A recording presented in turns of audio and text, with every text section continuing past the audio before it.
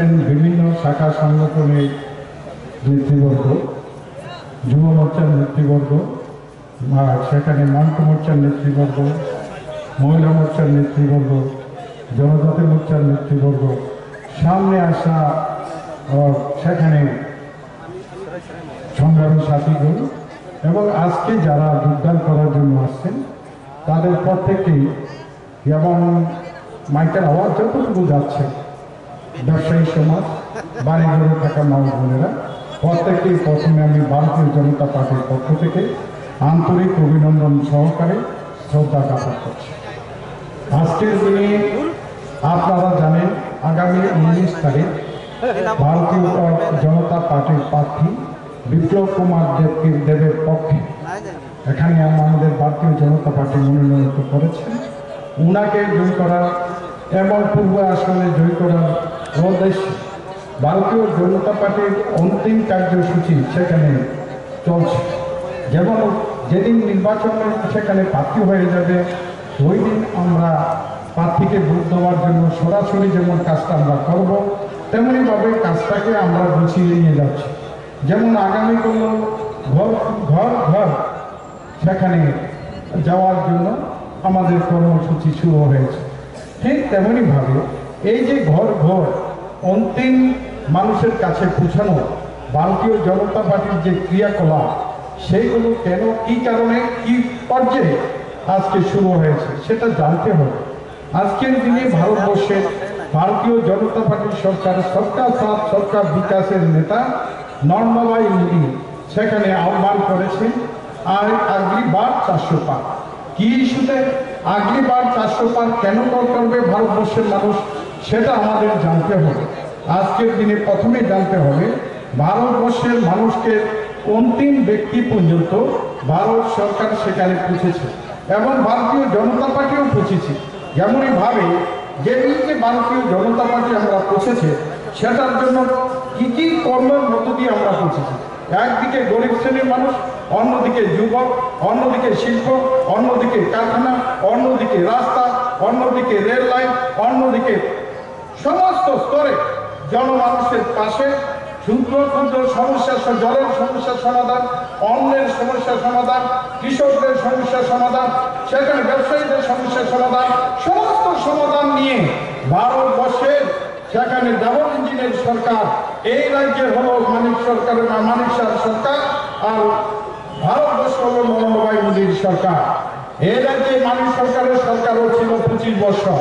যদি মানিক সরকারের 25 বছরের হিসাব আমরা করি, তাহলে আজকের 6 বছরের মানিক শাহ সরকার যদি হিসাব করি, তাহলে দেখবেন এই রাজ্যের সমস্যা সমাধানের নিরসনে 6 বছরে আর 25 বছরে যদি মূল্যায়ন করে, তাহলে দেখবেন 6 বছরের সরকার মানিক শাহ সরকার এগিয়ে রয়েছে। যেমনইভাবে আজকে যেমন বিশেষ করে আমরা যদি জলের সমস্যা সমাধানে যাই, গ্রাম থেকে গ্রামান্তর যদি যাই, তাহলে দেখা যায় 13 কোটি মানুষকে সেখানে নলবাহিত জল সংযোগ করে দেওয়া হয়েছে সারা ভারতবর্ষে। ঠিক তেমনিভাবে অন্নদাতাদেরকে সেখানে 6,000 টাকা করে পেনশন সেখানে দিচ্ছে ভারত সরকার। সেখানে এই ভারতবর্ষে 11 কোটি মানুষকে সেখানে অন্নদাতাদেরকে কৃষকদেরকে 6,000 টাকা করে পেনশন সেখানে চালু করেছে ভারত সরকার। ঠিক তেমনিভাবে আমাদের এই রাজ্যের মুখ্যমন্ত্রী ডক্টর মানিক সাহা পশুপালন যারা করে তাদের সম্মান নিধির জন্য 6,000 টাকা করে প্রতি বছরে সেখানে স্কিম চালু হয়েছে। ঠিক তেমনিভাবে মহিলাদের বিশেষ করে উজ্জ্বলা গ্যাস, সেখানে 10 কোটির বেশি উজ্জ্বলা গ্যাসের সেখানে সিলিন্ডার প্রদান করা হয়েছে সারা ভারতবর্ষে। ঠিক তেমনিভাবে শুধু মহিলাদের সিলিন্ডারই নয়, সেখানে গরিব মানুষদের জন্য খাদ্য সুরক্ষা আইনে 80 কোটি মানুষকে বিনামূল্যে খাদ্য সরবরাহ করা হচ্ছে। ঠিক তেমনিভাবে সারা ভারতবর্ষ ব্যাপী আমরা যদি দেখি, তাহলে দেখা যায় পিএম গরিব কল্যাণ অন্ন যোজনার মধ্য দিয়ে 1445 লক্ষ মেট্রিক টন খাদ্য সারা ভারতবর্ষে সেখানে বিনামূল্যে সারা ভারতবাসীকে প্রদান করা হয়েছে। ঠিক তেমনি ভাবে সারা ভারতবর্ষে আজকের দিনে এক দেশ এক রেশন কার্ড চালু করে সারা ভারতবর্ষের মানুষকে একটি অধিকার সেখানে প্রণয়ন করেছে। যে অধিকারটা হলো যে আমি বিশ্রামগঞ্জের মানুষ যদি দিল্লি চলে যাই তাহলে ওখানে গিয়ে যদি রেজিস্ট্রেশন করি আমার বিশ্রামগঞ্জের রেশন কার্ডটা দিয়ে দিল্লিতে আমি রেশন পাবো, আমার এখানকার রেশন কার্ড দিয়ে আগরতলায় রেশন পাবো, শুধু রেজিস্ট্রেশন ওখানে করতে হবে।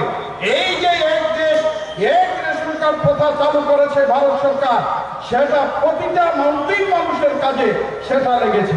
ঠিক তেমনি ভাবে ত্রিপুরা রাজ্য থেকে আজকে আমরা রেলে যদি যেতে চাই, একদিকে যেমন সাবরুম চালু হয়েছে, অন্যদিকে আজকে আগরতলা থেকে দিল্লি, আগরতলা থেকে দক্ষিণ ভারত, আগরতলা থেকে সমস্ত জায়গাতে কানেক্টিং আজকে রেল লাইন চলছে। আজকের দিনে আমরা যদি মনে করি ফ্লাইটে আজকে দিল্লি যাবো, ডাইরেক্ট চলে যাব, আমাদের আজকে সেখানে শিফটিং করতে হয় না, অনেক সময় দিতে হয় না, ডাইরেক্ট ফ্লাইট রয়েছে। সেখানে সাউথ ইন্ডিয়াতে যাওয়ার জন্য ফ্লাইট রয়েছে।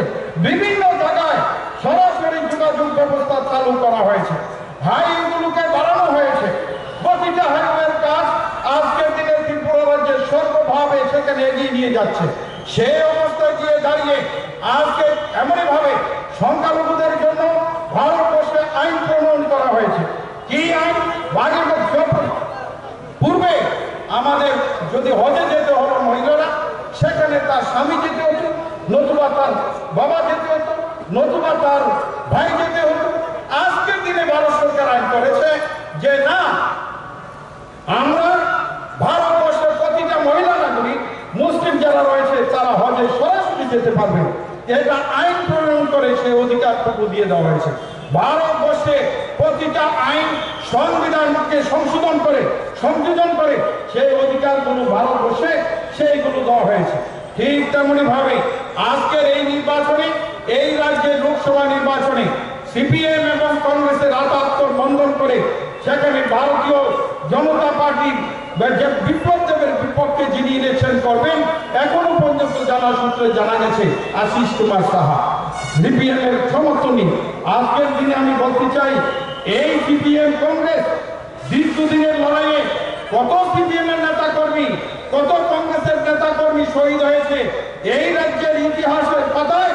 সেই 79-77 সাল থেকে যদি দেখা যায়, সেই আজকের দিন সেখানে 2023-এর পূর্ব পর্যন্ত যদি দেখা যায়, 2018 পর্যন্ত যদি দেখা যায়, ত্রিপুরা রাজ্যের বহু কংগ্রেসের নেতা কর্মী সেখানে কমিউনিস্ট পার্টির নেতা কর্মীর হাতে খুন হতে হয়েছে।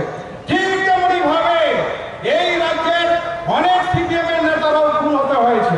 আমি প্রমাণস্বরূপ বলতে চাই, এই বিশ্রামগঞ্জ পাশে হচ্ছে বাজার 85 সনে ত্রিপুরা বনকে কেন্দ্র করে সফরশীল মরেছে, হরবর কষ্ট করেছে, সেখানে পিছনের যেমন মরেছে তেমনই ভাবে কমিউনিস্টের নেতারাও মরেছে। যারা কমিউনিস্টের নেতা মরেছিল তাদের মা বাবাকে কংগ্রেস ও সিপিএম পার্টি ফেরত দিতে পারে নাই। কংগ্রেস যারা খুন হয়েছে সারা ত্রিপুরা রাজ্যে, শঙ্কর থেকে জয়ন্ত থেকে শুরু করে, মেহবুব রহমান থেকে শুরু করে, পরিমল সাহা থেকে শুরু করে, ভোলা সাহা থেকে শুরু করে, পরিবার ফরখান থেকে শুরু করে, মেহবুব থেকে শুরু করে, সেখানে খালেক হোসেন থেকে শুরু করে এই রাজ্যের বহু নেতা কর্মীকে কমিউনিস্ট পার্টি খুন করেছে। তাদের পরিবারে আজকে তাদেরকে ফেরত দেওয়া যায় নাই। সেই কমিউনিস্ট, সেই কংগ্রেস আজকে একসাথে হাত মিলিয়ে তরমুজের প্রার্থী হলো আশিস কুমার সাহা। এই আশিস কুমার সাহা আগামী দিন এই অবস্থায় নিয়ে নির্বাচন করছে। নির্লজ্জের মতন ত্রিপুরা রাজ্যের সিম্বলগুলোকে বারবার বিক্রি করছে একটি পরিবার। সেই পরিবারটা হলো সেখানে মুখ্যমন্ত্রীর নাম করে 6 মাস 8 বছরের মুখ্যমন্ত্রী ছিল, যার বাড়িতে সিআরপিএফ ছিল। একটি মাত্র পরিবার সারা ত্রিপুরা রাজ্যে 93 সাল থেকে 18 সাল পর্যন্ত সিপিএম পার্টির দলালি করে সিপিএম কে সরকারে বসে রেখেছিল। সেই এমএলএ আজকের দিনও রয়েছে, তার বন্ধু আশিস আজকে নির্বাচনে দাঁড়িয়েছে। সেই কারণে আমি আজকের দিনে বলতে চাই, একটি পরিবারে হলো সেটা ছিল তরমুজ কংগ্রেস, আর সেই তরমুজ কংগ্রেসের বাবা ছেলে তারা প্রত্যেকেই সারা জীবন কমিউনিস্ট পার্টিকে সরকারে রেখেছে। আর আমাদের মতো নেতা কর্মীরা সেখানে শ্মশানে যেতে হয়েছে, কবরস্থানে যেতে হয়েছে। তার জন্য প্রতিটা রাজ্যের মানুষ এই সপ্তমেশী দুই দলকে শিক্ষা দিতে হবে। সেই কারণে বিপ্লব থেকে সেখানে জয় করতে হবে। আর আশিস কুমার সহ জমানত জব্দ করতে হবে। এই সিপিএম কংগ্রেসের অশুভ হাতাকে আগামী দিনে জামানত জব্দ করাবো। আগামী 19 তারিখে নির্বাচনে সেই রাস্তায় এগিয়ে যাওয়ার জন্য আমি আহ্বান করি। আজকের দিনে এটাও বলতে চাই, আগামী দিন বিপ্লব কুমার দেব যখন সেখানে জামানত জব্দ করে জিতবে তখন প্রমাণ হবে এই কমিউনিস্ট পার্টি ৭৭ থেকে শুরু করে যে 2018 সাল পর্যন্ত যে রক্তের হোলি খেলে সরকারে ছিল আর কংগ্রেসের থেকে যারা দালালিটা করেছিল তাদের শিক্ষা হবে। সেই কারণে আগামী দিন এই জামানত জব্দ করার যে দৃষ্টিকোণ সেই দৃষ্টিকোণকে সামনে রেখে সেখানে আমাদের জনদের যারা ভোটদাতা রয়েছে তাদের ঘরে ঘরে আগামী কল্প থেকে ঘর ঘর অভিযান শুরু হয়েছে। সেই ঘর ঘর অভিযানে প্রত্যেকে সেখানে অংশগ্রহণ করার আহ্বান রাখি। এমনই ভাবে আরো একটি কথা বলতে চাই, আজকের দিনে কমিউনিস্ট পার্টি সরকারে ছিল।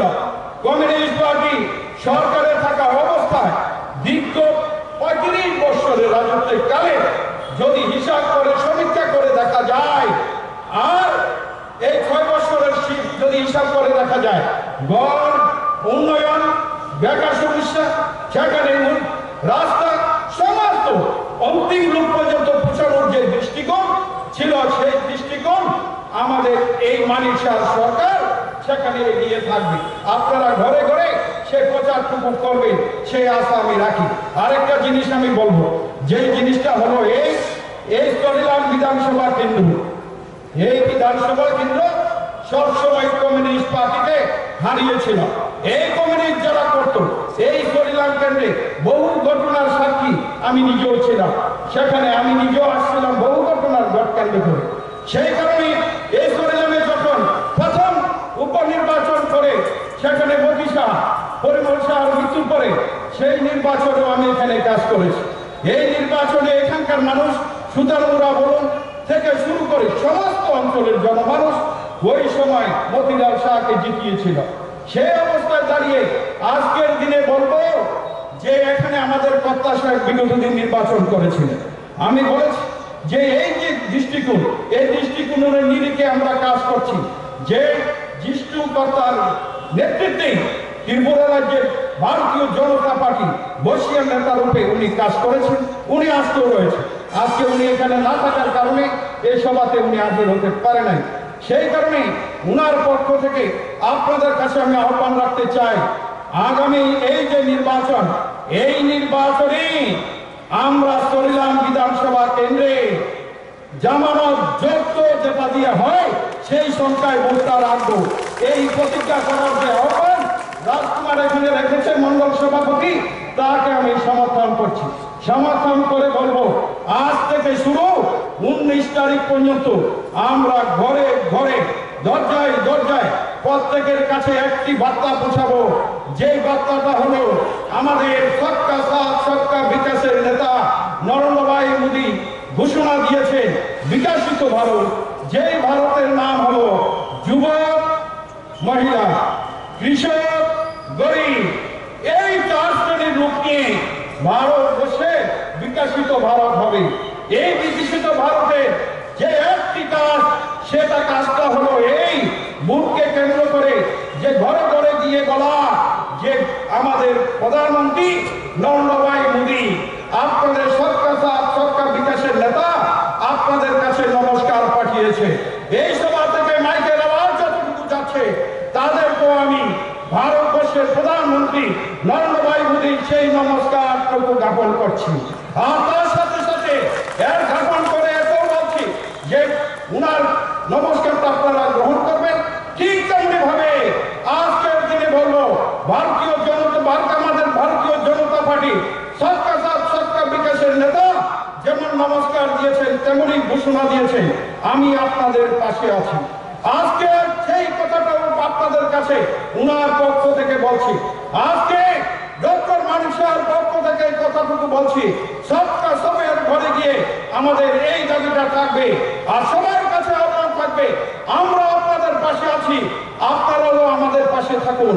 এই থাকার জন্য আপিল করা যে কর্মসূচি, এই কর্মসূচিতে আমাদের সমস্ত কর্মকর্তারা আমরা সেটার মধ্যে সেখানে অংশগ্রহণ করবো এবং কাজটা করবো। সেই কথাটুকু বলে বক্তব্য আর দীর্ঘস্থায়ী না করে আগামী দিনে জিষ্ণুদেব বর্মনের নেতৃত্বাধীন সরিলাম মন্ডলের নেতৃত্ব সমস্ত নেতা কর্মীদেরকে আজকে আমি আহ্বান করব। পূর্ব ত্রিপুরায় আপনারা জানেন এখানে আমাদের পাহাড়ের দুটো দলের সাথে আমাদের কোয়ালিশন হয়ে গেছে। প্রার্থী আমাদের যেখানে ভারতীয় জনতা পার্টি দুই জায়গায় রয়েছে, সমস্ত প্রার্থী দুটো প্রার্থীকে আমরা বিপুলভাবে জয় করাবো। এবং আমাদের স্কিম কি বস্কনগর আমি বলেছিলাম, আমি যেদিন জয় করি, আমি ভারতীয় জনতা পার্টিতে যেদিন যোগদান করি, যে কেন যোগদান করেছি এটা আপনাদের আমাদের বক্তব্যের পূর্বে আপনারা বুঝে গেছে। যে কংগ্রেস তার সিম্বল পর্যন্ত বিক্রি করে দেয়, সেই কংগ্রেস করে লাভ নেই। সেই কারণেই ভারতীয় জনতা পার্টি একটা জাতীয় পার্টি চিরদিন করেছে, সেই কারণে আজকাল জাতীয় পার্টিতে আমি যোগ দিয়েছিলাম।